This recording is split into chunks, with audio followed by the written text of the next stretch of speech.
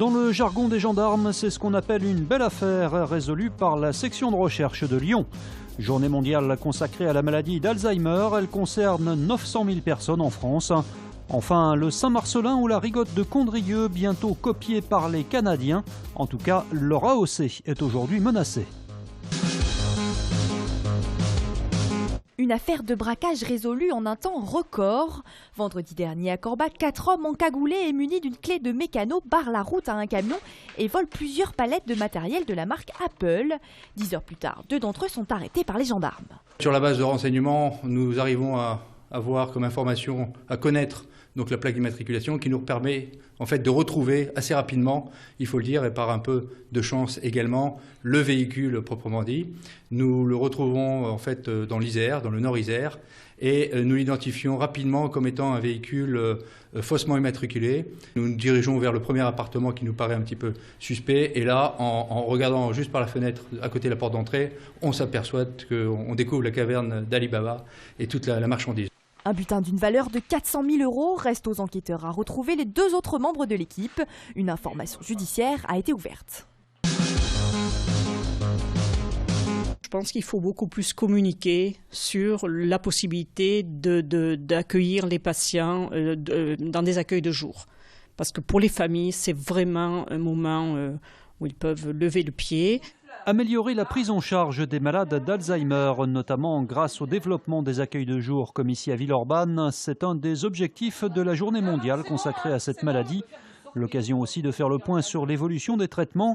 Une conférence était organisée sur ce sujet aujourd'hui à Lyon. On a des informations relativement importantes concernant la physiopathologie de la maladie, les protéines certainement mises en cause. Il y a des essais thérapeutiques en cours. Plus d'une centaine de traitements sont à l'étude actuellement de par le monde. Il y a des progrès sur le diagnostic de plus en plus précoce pour repérer les patients le plus tôt possible, car on sait que si on intervient le plus tôt possible, on améliore la qualité de vie, on améliore le pronostic. Aujourd'hui, c'est 900 000 malades d'Alzheimer et maladies apparentées en France. On estime que ça va toucher 2 millions de personnes aidantes, si vous voulez. Enfin, cette journée mondiale de lutte contre la maladie d'Alzheimer est aussi l'occasion de rappeler qu'elle peut toucher des patients plus jeunes, entre 40 et 50 ans. On en recense plus de 30 000 en France.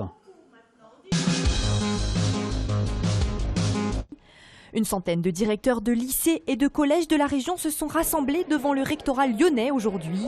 Une mobilisation rare de la part de cette profession dont le mal-être augmente ces dernières années, notamment à cause de tâches administratives de plus en plus lourdes. Nous voulons nous recentrer sur le cœur de notre métier. Nous sommes là pour les élèves, pour permettre qu'ils entrent dans les apprentissages, pour leur permettre de se construire en tant que futurs citoyens. Et nous voulons cesser d'être toujours pris entre le marteau et l'enclume par des enquêtes, des outils qui fonctionnent difficilement, des injonctions contradictoires, en fait tout un tas de tracasseries qui nous empêchent de travailler au quotidien. On ne peut pas être comme on le voudrait à l'écoute des personnels, accompagner les enseignants et les personnels non enseignants dans leurs tâches. On est absorbé par effectivement toutes ces tâches administratives qui prennent énormément de temps.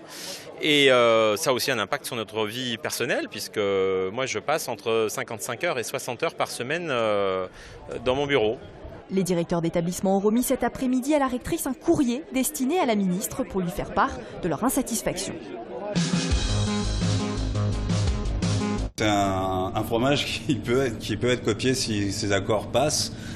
C'est notre traditionnel Saint-Marcelin, produit de l'Isère. La menace sur 13 fromages de notre région, dont le célèbre Saint-Marcelin, la fourme de Montbrison ou encore le bleu du Vercors. Dans le cadre de la négociation du CETA, le traité de libre-échange entre l'Europe et le Canada, l'appellation d'origine contrôlée de ces fromages pourrait disparaître. Alors de quoi s'agit-il? C'est-à-dire qu'on a des appellations d'origine protégée, des cahiers des charges qui sont prédéfinis. Malheureusement, avec ces accords, ces fromages pourront être fabriqués, copiés sur le territoire canadien. En fait, une AOP, une AOC, c'est de pouvoir conserver la tradition fromagère sur notre territoire via un cahier des charges, et ce qui permet de guider le consommateur sur ses achats. Des consommateurs qui cherchent justement des garanties. C'est une garantie pour le client, quand même, un minimum. Parce qu'actuellement, il n'y en a pas vraiment beaucoup. Enfin, avec tout ce qu'on entend, il y a plein de choses, on ne sait pas trop ce que c'est, quoi. Donc l'AOC, oui, effectivement, c'est la garantie. Une appellation souvent obtenue au prix de nombreux efforts. Alors oui, la Rigotte de Condrieu, qui est une toute petite appellation et qui est la dernière appellation en local, sont battus pour avoir cette AOC. C'est vrai que ça serait vraiment dommage d'avoir une copie outre-Atlantique. Maintenant, c'est vrai que nous, on est là pour les soutenir. Et il faut savoir que les traditions fromagères françaises seront jamais égalées.